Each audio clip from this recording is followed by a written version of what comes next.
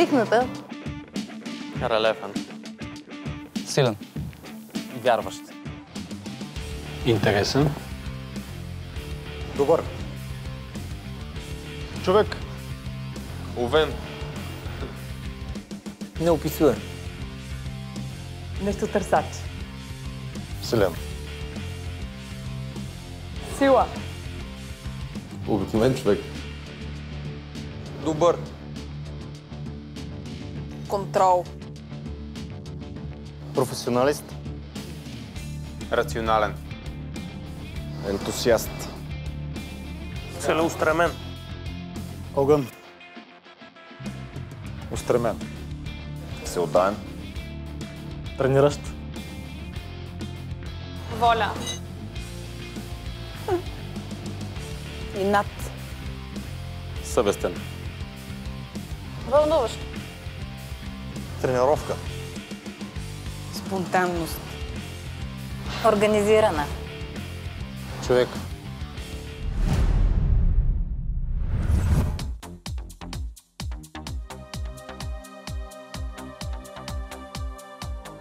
За. За. Ами защото трябва да бъде направено човек, който разбира. За. За. За. Абсолютно за. За. Против. Винаги обичам да ми идва отвътре това, което правя и да го правя свободно. За. Режима може да доведе до добри резултати. За, стига да е от треньор, който наистина практикува това, което проповядва. За. За. Абсолютно за. За. Разбира се, че за. За. За. Против. За, разбира се. Абсолютно за. За. За. За, ако не е културист. За. За. За. За. За. За. За. Твърдо за.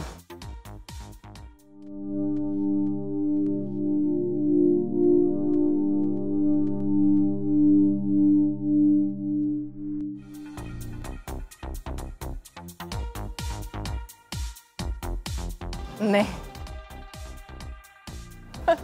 Не знам, винаги мотивацията ми е много по-голяма. Никога не се отказвам. Това е мотото на нашия отбор. Чак като старея. Не. Не. О, не, никога не се отказвам. Защото нещо зародило се веднъж в мен като желание, като порив, докато не бъде реализирано, не угасва. Не се отказвам. При някои по-големи болешки, в никакъв случай не, много почнах да говоря, да. Не. В смисъл, реално не. Никога. Мислил съм много пъти. Имал съм поне три момента, в които съм бил на крачка да кажа спирам, но съм продължавал. И заради хвърления труд, който е бил неоправдан до този момент, и съм си казвал, че ще трябва да я докарам до някъде. Немислимо е за мен да се откаже. Ако се откаже, то тогава е настъпил моята катастрофа, моят крах. Много пъти съм имала периоди, в които ми се е искало да се откаже. Смятам, че всеки един човек, когато израства и се чувства предизвикан, има моменти, в които се съмнява в това дали ще се справи. И смятам, че в такива моменти човек трябва да търси вдъхновение в други моменти, когато му е идеало да се откаже, но се е справил и точно това правя и аз.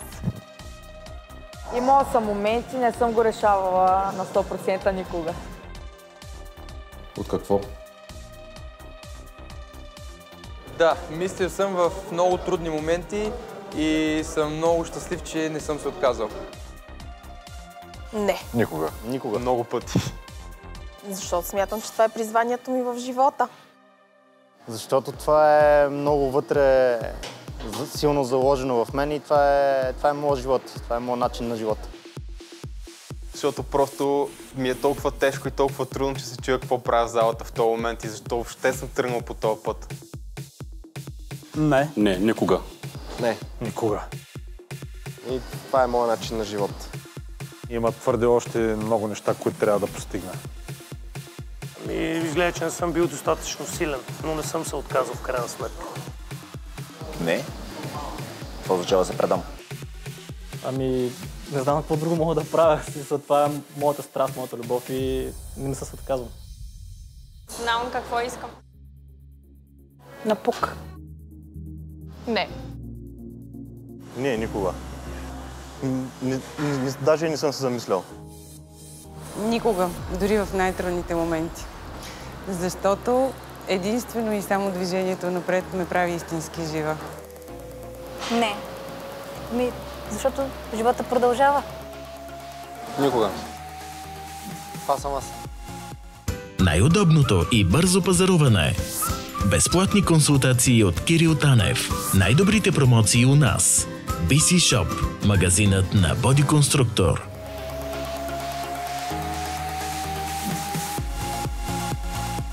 Не бих. Аз съм националист и не бих. Не, само единствено за България. Защото това е моята родина и аз искам да състезавам само за нея. Никога. Човек никога не трябва да казва никога. О, да, с огромно удоволствие. Никога. България над всичко. Да, бих се състезавал, но вече е почти невъзможно елитен професионален състезател да смени държавата, защото го наказват до 2 до 5 години. Временно, може би, ако трябва да подобря нещо в себе си, но когато трябва да дам продукта, плода, искам да свири български футбол. Не бих се състезавала за чужда държава никога. Защото обожавам България, защото смятам, че е най-уникалното място на света и наистина и хората, и природата, и всичко, което имаме, си е съвършено и от нас, зависи как го използваме. Не. Да. Обмисляла съм го, но прекалено много държа на това, което имам тук и не мисля, че би го направила. Защото в нашия спорт не е толкова важно дали представяш държавата или представяш себе си.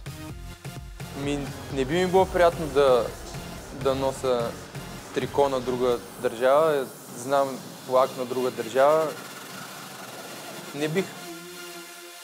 Бих. Не съм мислила по въпроса. Смятам, че на първо място трябва да си първи в своята държава и след това човек да търси други ширини и други полета за изява. Аз все още не съм първа. И зависи от офертата. Не мисля. Ако имам по-добра възможност за изява, може би бих се състезавал. Не. Защото съм изключителен родолюбец и обичам своята родина и своята националност. Може би. Зависи.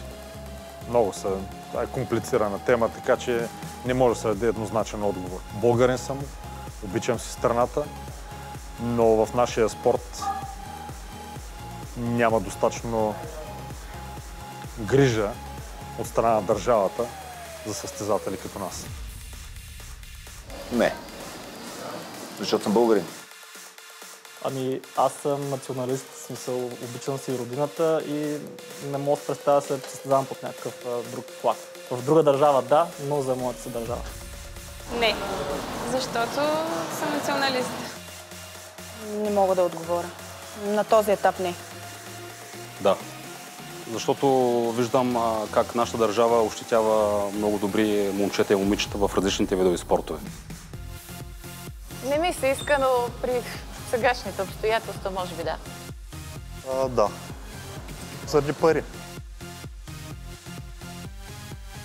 Да, защото аз не се състезавам в момента за държава. Да, обичам България. Да, националистка съм. Да, бих направила всичко възможно да остана в България и да се състезавам за България. Но до сега нещата са така, че всъщност ние се състезаваме за нас, за нашия отбор и за нашата федерация. Промени себе си. Здравословно, бързо, ефективно. Гарантирано. С най-добрите фитнес треньори в България. Body Constructor. Изгради мечтаното тяло. Организираност. Не знам как да отговоря на този въпрос наистина. Дисциплина и средства. хора, които да го подпомагат. Спонсорство. Липсва сериозно отношение и перспектива. Смятам, че нищо не липсва. Имаме всички условия да се развиваме. Интелект. Липсва много, няма да ни стигне времето да изреждаме. Мисля, че управление най-вече. И пари, може би, защото те липсват навсякъде. С големия спорт се прави с много пари. На спорта младите поколения все още не намерили себе си, липсата на дисциплина. Това, което липсва на спорта в България е заинтересованост и това наистина да искаме другите хора да се чувстват добре, това да не мислим за себе си и да не бъдем ние звездите в това, което правим, а хората, за които реално го правим. Добро финансиране. На спорта в България липсва много. Липсва отношението към състезателите, липсва подкрепата, която е най-важното нещо, което може да дадеш на едно малко дете или на един желаещ да се развива спортист. Абсолютно всичко. Липсва генерален подход още от най-малката, от най-младшата възраст нагоре. В смисъл не само финансите са една от причините, които спорта да ни върви, а самата методика, самото за изхабяване на всички спортисти още от най-ранна детска възраст. Просто трябва да има дългосрочен план с годините, за развитие. Просто трябва да се виждат нещата много години напред. От днеска за утре спорт не се прави. Спорт се прави с годините. Пари. Сериозно отношение. Конкуренция. Истинска писта. Ами много неща липсват в спорта. Може би са загубени традициите. Липсва ентусиазъм най-вече. Финансиране и добри бази. Отношение към атлетите. Достатъчно финансиране. Големи сърца. Знания. Според мен липсва знания и доста противоречиви мнения и няма едно общо... Е хубаво да има противоречия, но е хубаво да има, поне за фундаменталните основни неща, да има единогласие. Поддръжка от държавата. Според мен спортът е на високо ниво вече и повечето неща са си както трябва да са. Организация е човек, който наистина да е загрижен и който да взема високопоставени постове, така че да се грижи нещо да се развива, не само хората със собствени средства да се подготвят и за едното браво, тъй като има много кадри, които има какво да покажат извън страната, а няма никаква помощ от държавата и от никъде. Може би помощ от държавата. Любов. На спорта в България липсва любов. Любов към спорта, любов към спортиста, любов към това да даваме, без непременно да очакваме да получим. Защото всъщност спорта в България не е в училищата. Спорта в България не е в детската градина. Няма как да формираме любов, ако не започнем да учим някой да обича още от малък. Разбиране. Професионализъм.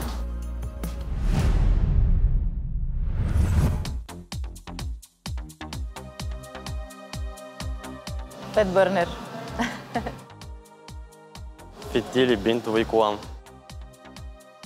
Протектор за зъби. Или един банан. Рецепти и химикал за приятели. Чисти дрехи. Вода. Шише с вода. Минерална вода. Усмивка.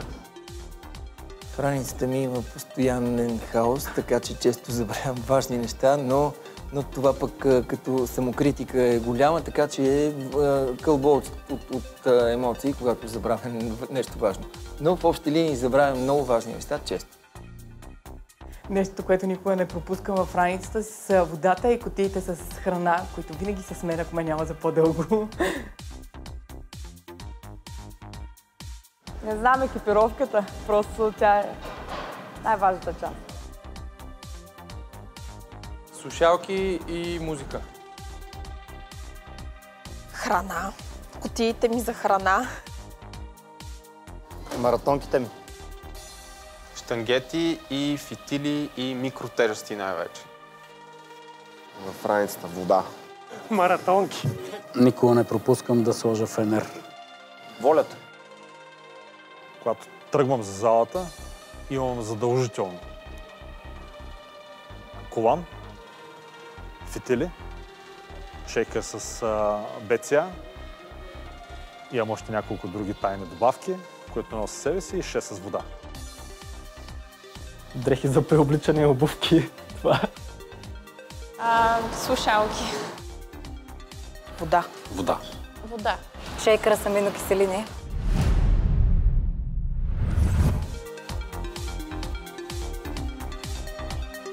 Ако не беше спорта, щях да го заложа в полденса. Балет. Това е труден въпрос. Няма представа. Ами в нищо друго не бих инвестирал толкова много енергия, колкото в медицината. Честно казано, няма нещо друго, което според мен мога да вложа тая енергия, защото ми идва от сърце. Изкуство. Ох, не знам. Някаква работа така с тежък физически труд, сигурно не знам. Може би да създам някаква нова формула за термоядрен синтез или за нещо, знам ли нещо космополитно. Цялата си енергия бих вложила вероятно само в писането, в четенето и в това наистина да изучавам живота и всичко в него и да го споделям с останалите. Нещо свързано с компютри. Не знам, не си представям. Тази енергия може само да бъде изразходена в залата. В работата. Нямам никаква представа, много пъти съм се чудил и аз това нещо. Ако не беше спорта, с какво бих се занимавал и да влагам тази енергия. Наистина. Аз влагам друга енергия много в треньорската си дейност. Само в спорт бих я вложил. В бизнес най-вероятно. Аз съм финансист по образование и това ми е интересно. Не знам. Може би това е нещо, което съм го намерил за мене и то е единственото работещо. Литература. В танци. В бойнови спортове. Нямам идея. Направо тук нямам никакъв отговор. Аз искам само с това да се занимавам и това е. В някоя благородна кауза. Пак в спорта. Кино. Не съм се замислял. Спорта за мен е... Аз спортувам от много малък и спорта за мен е всичко. Ремонт на коли.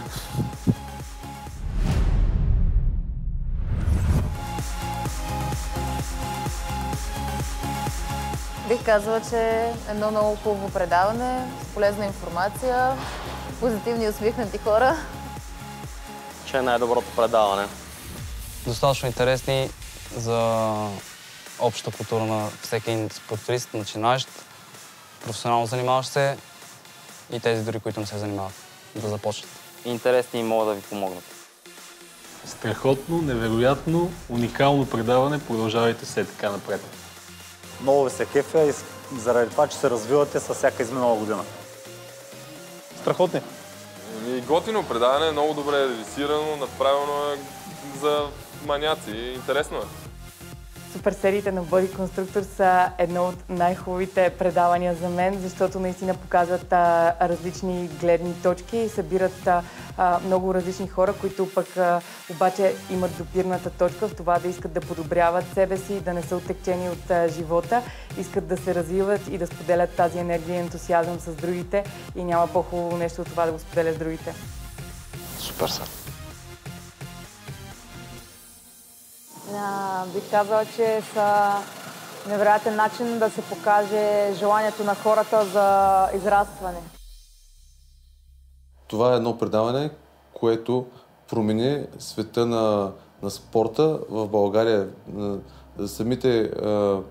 Самите спортисти станаха много по-достъпни за хората.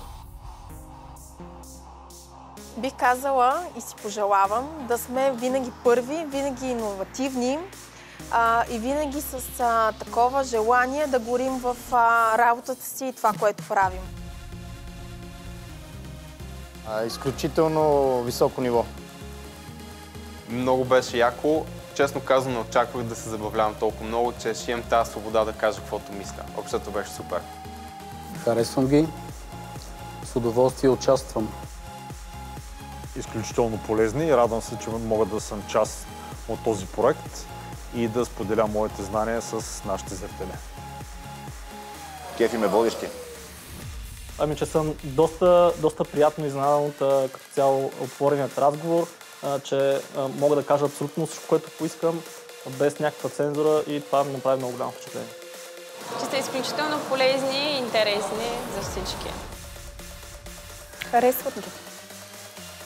Че са нещо много добро и са много поучителни и помагат страшно много на всички, които гледат това предаване. Супер готино предаване, много полезна информация, много обширни теми, супер готини гости. Гледайте го. Да продължават все така. Мисля, че сте страхотни. Радвам се, че ги има. Радвам се, че ентусиасти като вас и че някой изобщо се е сетил, че такова представяне на спортистите трябва да има. И то спортисти от различен ранг. И че някой най-накрая се е сетил, че съществува друг спорт, освен футбол в България. Успех само нагоре.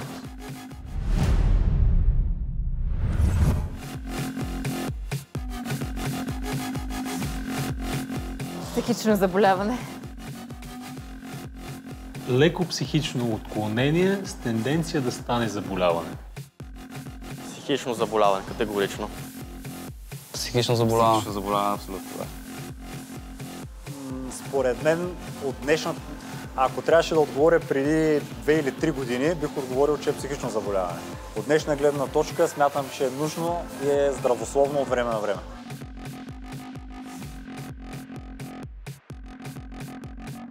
По-малко от трите. Психично заболяване е твърдо. Човек е създаден като всеядно същество и в еволюцията му наистина много доказателства има за това, че е всеяден, така че веганството най-вероятно е нещо, което аз не разбирам, но простете ми хора, за мен е третата категория. За мен е мода. Не бих могла да му сложа етикет, не искам да обиждам никой, защото за мен всеки има право на личен избор, но за мен веганството не е най-здравословният начин на живот. Здравословен начин на живота. Някакви странични отклонения, наистина. Не мисля, че това нещо е нормално. Абсурдно. В момента е някаква мода, като хората прекалено много експонират и прекалено много задълбават в това и прекалено много искат да се изтъкнат с това, че са вегани, което за мен е абсолютно излишно. Всеки има сам избор, аз абсолютно подкрепям всеки тип хранене или кой каквото е избрал, но не е нужно да го насажда, както аз не насаждам на всички останали да ядат месо или да ядат каквото аз ям. Така и не искам и на мен да ми се насажда да ям само кореноплодни, коренчета и разни такива неща. Просто всеки има сам своя избор и не е нужно да го налага на всички останали. Веганството е здравословен начин на живота. Психично заболяване. Психично заболяване. По-скоро последното. Според мен е по-малко и от трите, според зависи колко много вярва човек в изгледите и как точно ги възприема. Иначе като цяло подкрепям с някои резерви. Ами по-скоро психично заболяване. Ами малко и мода. Значи за психичното заболяване не, нали? Но смятам, че малко и мода, но и начин на живот, разбира се. Комбинация от трите. Аз съм фен на вегетарианците. Може би веганството е повече мода. Ами, повечето вегани, които съм срещал, са по-скоро с психични заболявания. Не знам дали това е така, но ако мога да кажа нещо, знаете ли, че всеки трети веган е също толкова тъп, колкото останалите двама. Въпрос на възприятие и осъзнатост. Ох, тук ще обидя някой. Психично заболяване. За мен е мода. Аз съм на друго мнение, аз съм канибал. Ами, спорна е темата, по-скоро бих казал здравословен начин на живот. Според мен е мода. Ако трябва да кажа нещо на шега, казвам пълна лудост, която все още не е включена в справочника за психиатричните заболявания на Световната здравна организация и не е в МКБ-10. Но иначе бих казала, че е правото на свободния човек да избира какъв иска да бъде. Психическо заболяване и то освидетелствано вече от Световната здравна организация. При условие, че си направил котката веган, за мен е психично заболяване и тя е умряла.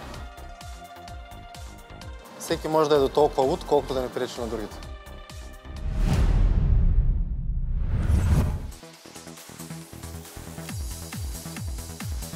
Най-глупавите въпроси, които са ми задавали от момичета подрастваща възраст, които видимо слаби искат да свалят още няколко килограма, което всъщност не е реалния, истинския проблем. И това да свалиш няколко килограма ме изкарва. Въпросът да сваля няколко килограма ме изкарва извън равновесие понякога. Честно, той Ами, дали ме болят фибрите? Да, това наистина сме го задавали. Какво е да имаш близнак? Да. Няма глупави въпроси, има глупави отговори. Те са толкова много, че не знам как да отговоря.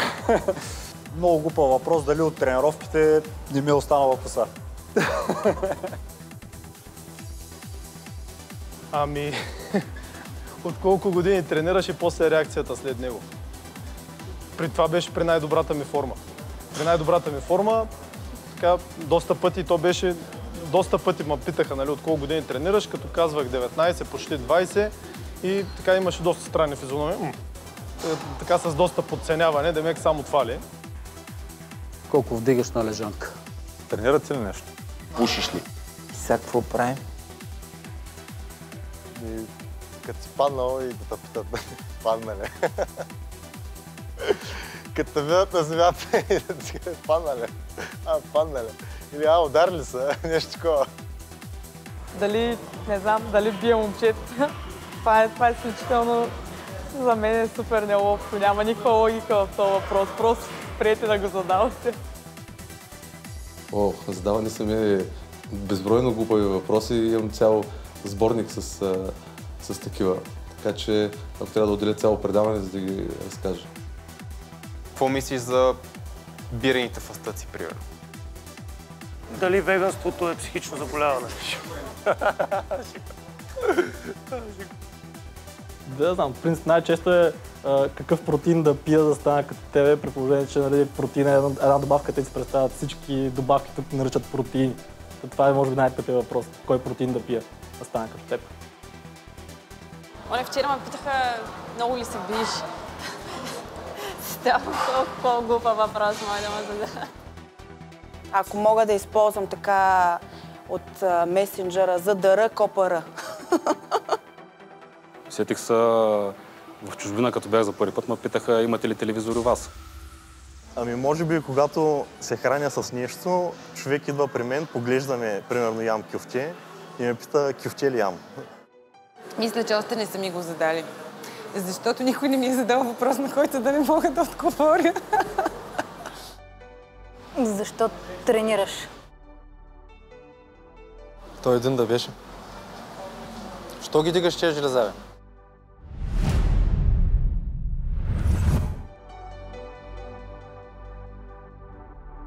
Искам да ме запомнят с позитивността ми и с добротата. С релефния задник. Може така да го каже един. С това какъвто съм. Като добър човек. Това е най-важното. Като човек. С това какъв човек съм всъщност. Наистина. С това, че винаги, когато някой е имал нужда от мен и съм можела да му дам или информация, или нещо, с което да подобри начина си на живот, аз съм го направила или дори съм му дала някоя различна гледна точка, която му е помогнала да измъкне себе си от фазата, в която е в момента и да реализира потенциала си. Това, че Винаги ще остана човек, през каквото и да мина и каквото отношение да виждам срещу мен. С това, че се влагам наистина страшно много в работата си и за мен резултатите на хората, с които работя, са от изключително значение. Не знам. Искам да ме запомнят с самата ми личност, това какъв човек съм, аз самия. Кой да ме запомни? Смисъл, аз съм си още жива. С успехите ми. С усмивката, примерно. С професионализмът. Искам да ме запомнят като един добър професионалист. С добро. Ами по принцип искам да запомня това, че съм добър човек. Според мен това е най-важно. Добро. Със спорт. Искам да ме запомнят. Хрумнаха ми много неща. Зависи кой. Зависи кой. С ентусиазъм. С усмивка.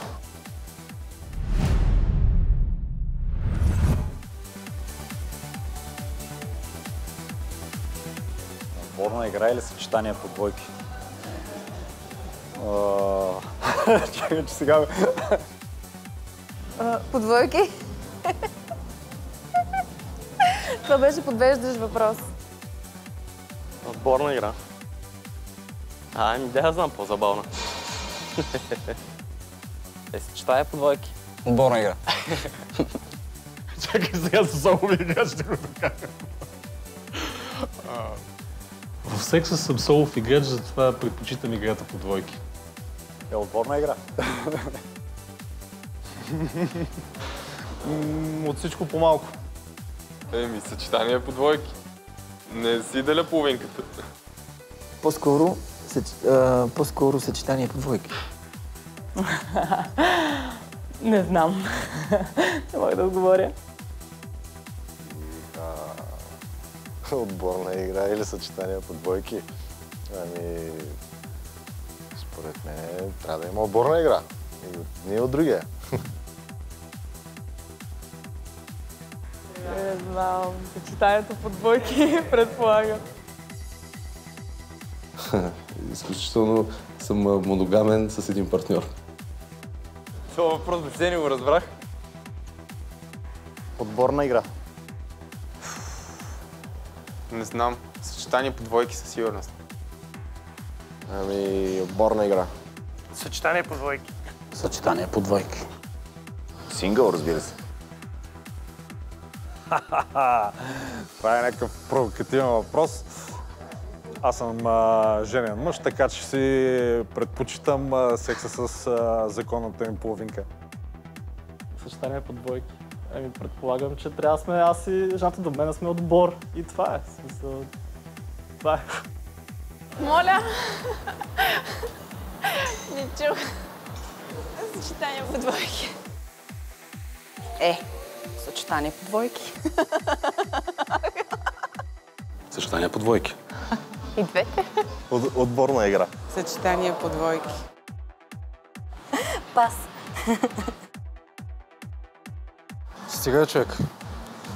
Самосиндикално. Самосиндикално.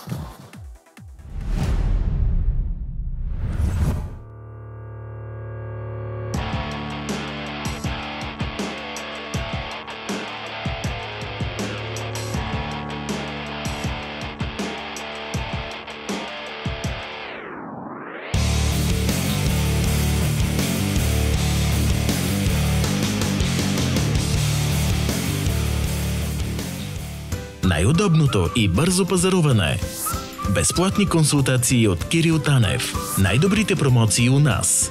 BC Shop, магазинът на Боди Конструктор.